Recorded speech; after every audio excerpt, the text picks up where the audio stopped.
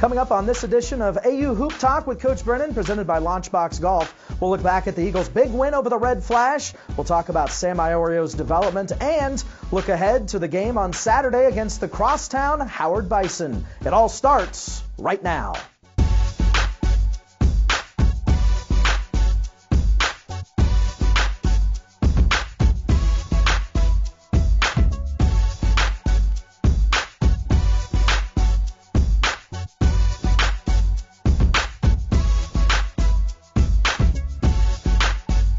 Welcome into AU Hoop Talk, presented by Launchbox Golf. And Coach, let's jump right into the big win over St. Francis of PA. And really, when you look at basketball, tell me if I'm right, but confidence and momentum really is what equals wins. It has a lot to do with it, for sure. It has a lot to do with it. I thought we had two really good practices, so maybe that sort of speaks to the confidence part. But and then anytime you see the ball go in the basket, obviously Sam came out on fire. Made a bunch of shots, and sort of that, helps get you going right away. And when you look at the confidence and the momentum, you got out to that 12-0 score, and that's what prompted St. Francis to call the immediate timeout there early on. Yeah, but we knew it was going to be a long night. They're such a high-octane sort of offensive team. They score in the 80s and 90s, so we knew it was going to be a long night. They can bounce back from, down 10 fairly easily. And they did. Yeah. We had to sustain it as well. So I was glad that we were able to sustain it for a full game as well. Yeah, you guys had a 20-point lead, let them get back to within 5, and then you guys pulled away again. What was the key behind that? Well, I think we're still learning a lot as a team. I thought, we had 2 good days where we were focusing on offense and sharing the ball and, looking for cutters and, looking for each other. And I think we did that right away. But then when a team sort of clamps down and, makes it a little bit more difficult and they're making a run and it's, things get a little tighter, that's a whole different situation. So, we'll address that in practice. But then that's when you have to just have more confidence in each other and, move the ball even more, cut even harder, look for cutters even more. So it's just part of the growth process, and, that's just the stage we're at right now. And you said that you worked on offense for a couple days leading into the game against St. Francis PA. Obviously, it paid off. But take us inside practice. What was it that you guys worked on? I think just sharing the ball is a big key of what we do. And I think having confidence in each other, cutting hard, knowing what to look for, knowing your offense, understanding it. Because it's still new for Sam. I keep sort of repeating this, but he's playing a different position this year. And I have to sort of remind myself that he's still, learning this spot on the perimeter. But it's just, you're going to see different defenses each game, different challenges. So it's our guys having confidence in each other, in their offense, regardless of what you see defensively and who the opponent is. And it really paid off because you guys were able to score 90 points for the first time since you've been a head coach here at American University. Yeah. We actually had, I think, 80-something against San Francis last year, so we were close against the same team. But no, offense was clicking, and everybody was contributing. The assists, the points, across the board, everyone was involved. I think our defense has been, fairly good up until this point. They've been essentially doing what we've asked. So it was time to sort of, refocus on offense again. When you look at Iorio, you mentioned how he's, learning the 4 after he played the 5 much of last year. It was a position that he played a lot in high school, but it's much different at the college level and much different within the system that you run. It is, yeah. It's a lot of decision making, and he has different, guys guarding him than he did in high school, and that he did last year as well. So it's it's been a process, but he's been great. Anytime you're coaching him or explaining something or trying to get him to sort of learn something new, he completely consumes himself with trying to do it. And with a guy, for a guy with his ability that can just put the ball in a hoop and score, to get him to be unselfish and pass, it's not always easy. Not because it's a selfish thing, but they feel that they can score and they can score easily and put the ball in the basket, and it's sort of a new mindset. But he's also a guy that can really help other guys get shots.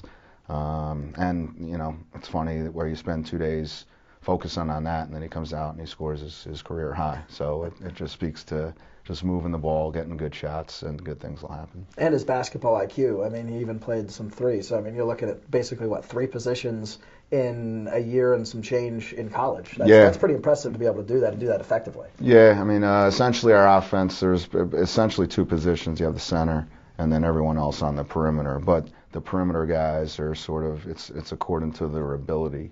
And Sam can do so many things. You know, he can bring the ball up court. He can start your offense with the dribble. He can post up. He can, he can sort of be effective against 4 men. He can be effective against 3 men, 2 men. So, for him to sort of grasp that and be able to take advantage of it, as a situation arises, is a lot to ask a kid. But he's getting better at it every day. Did it surprise you how much of a sharpshooter he came out as in that game against the Red Flash? Not really. I mean, he had multiple games in high school where he had a ton of threes. He had games last year where he hit multiple threes, and he works every day. He's one of our hardest workers in practice. So I see him every day. I see him getting shots up before practice, after practice, going through practice hard.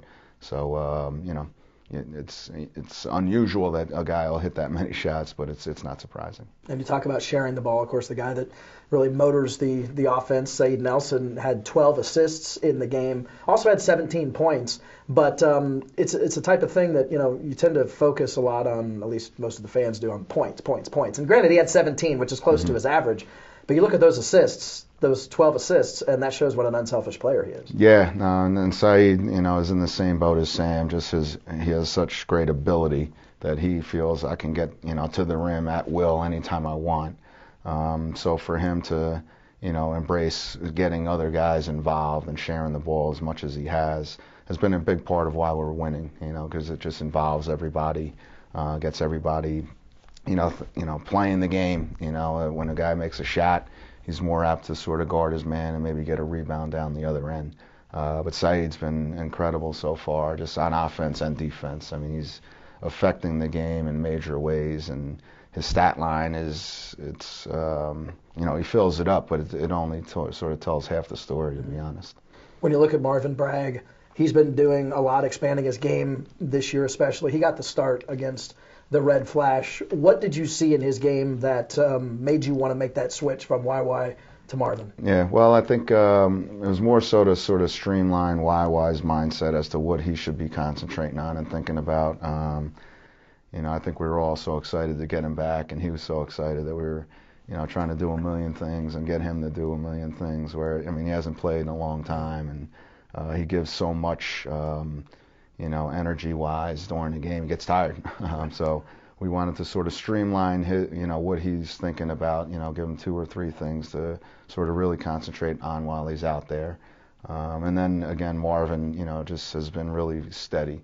He's a guy that we can really rely on to do multiple things, to run your offense, make the right play, be in the right spot, talk on defense.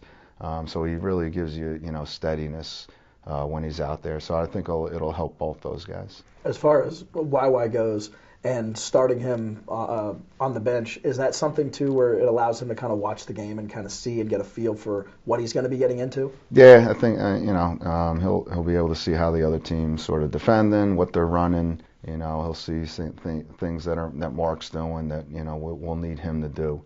And I thought he came in and did a great job. He had, one, huge rebound in the second half that, no one on our team could have got except YY.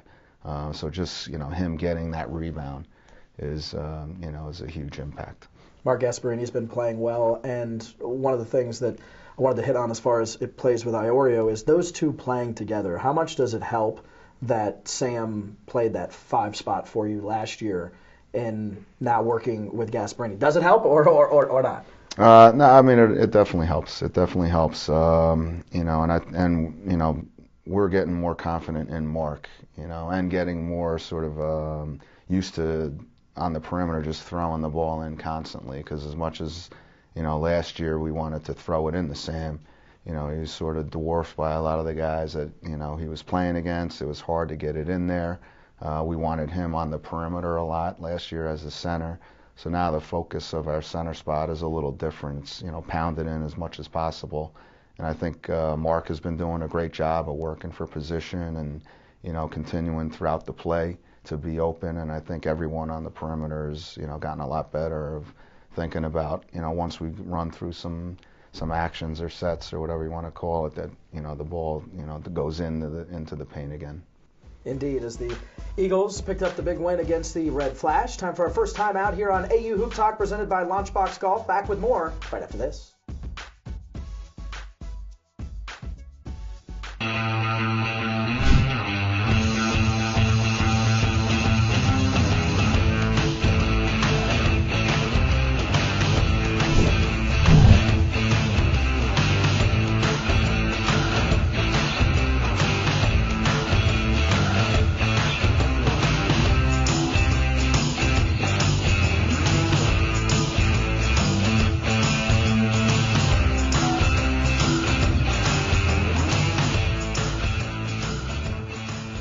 Welcome to our sleepy little college town. You may have heard of us. Here we stand up for causes as naturally as we sit down for classes. We believe that knowledge, understanding, and discovery will make the world a better place, and that our contributions are only limited by our imaginations. Words, medals, and degrees don't make us who we are. Meaningful change does. We are American. And there's nothing we would rather be.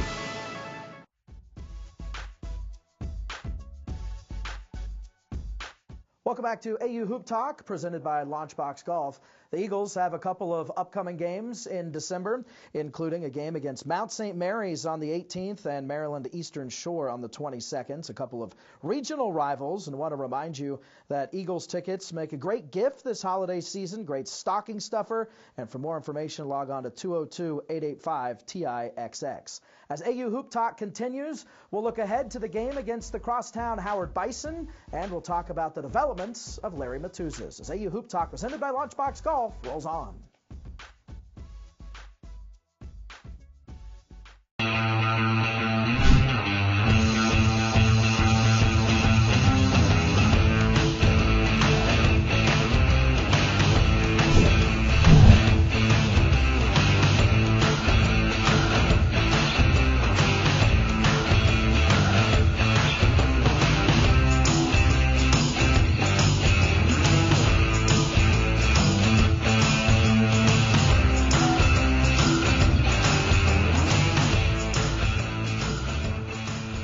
Welcome to our sleepy little college town. You may have heard of us. Here we stand up for causes as naturally as we sit down for classes. We believe that knowledge, understanding, and discovery will make the world a better place, and that our contributions are only limited by our imaginations.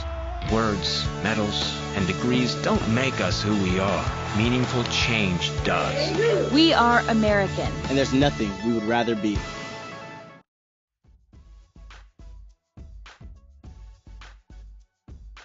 Welcome back to AU Hoop Talk with Coach Brennan, presented by Launchbox Golf. And Coach, upcoming, it's the game against the Howard Bison, crosstown rival, another team that you're familiar with, and another team that tends to run a lot of offense. Yeah, no, I think it's good that we played St. Francis right before them. We didn't plan that, but it just worked out that way. Because Howard is similar to St. Francis. They have a ton of weapons. They're a much different team from last year. They still have the two guards, Cole and Williams, that are handfuls that can go off for 30 for each of them. But then they have a bunch of other weapons, surrounding them this year. So again, another hard test to defend. A really, really good offensive team, but then it's going to be slightly different defensively because they really get after it defensively as well. Yeah, so they come in averaging 88 points a game scoring-wise. So you guys go from Wagner, which is more of a defensive-minded team, to the Red Flash, which score a ton, and now to Howard, which also scores a lot. So talk about the mindset, and I guess when you're looking at scouting reports, when you're looking at practices, and what you're telling the guys, when you're moving from a team that relies a lot on defense to a team that is a little more up-tempo and is going to score a lot more. Yeah, I mean, the focus, changes according to what you see from your team each game. I think, Wagner and St. Francis in succession before Howard is good, just because you get the defense, you get the offense. But it's important to let your guys know that you got to be able to, do both and, score against good defenses and, score against high offensive, minded teams in order to win games and in order to be good. So it'll be a challenge, but Howard, I mean their defense is just as good as their offense too, because they're just aggressive, they're athletic, they can move, they can cover ground. So it's going to take a lot of work for us on offense to move the ball again and get the kind of looks that we did against St. Francis. Speaking of offense, Larry Mathusas last year had 29 points against the Bison. He's coming off a pretty good game against the Red Flash with 15. Are you starting to see him get things going, do you think? Yeah, I think, everything is, again, it's new this year for a lot of guys, just with Gasparini and YY back and just everyone being older. But I was happy to see Larry, have success against St. Francis because, again, he's one of our hardest workers as well. I mean, he's in the gym constantly, and he goes 100% throughout every single practice. So to see him, have success was important, and to get him going so he can contribute, because we're going to need him against Howard. He had a terrific game last year against them, and it was based on his aggression level. So we need him to continue to be aggressive. Because he's a guy that can score. I mean, at St. Xavier, granted it's a NAIA school, but he averaged over 21 points a game his last season there before coming here, where last year he gave you guys a lot of offense, and this year coming into the game against the Red Flash was averaging just over 4 points a game. Yeah, well, again, it's it's a learning curve for him, and he's learning to give us more than just scoring mindset.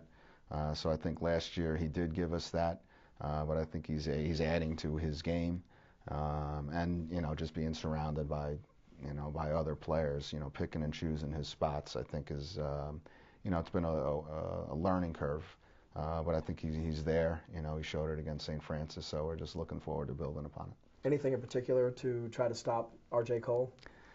Well, he can do so many things. He's such a good offensive player that the most you can do is sort of contain guys like that.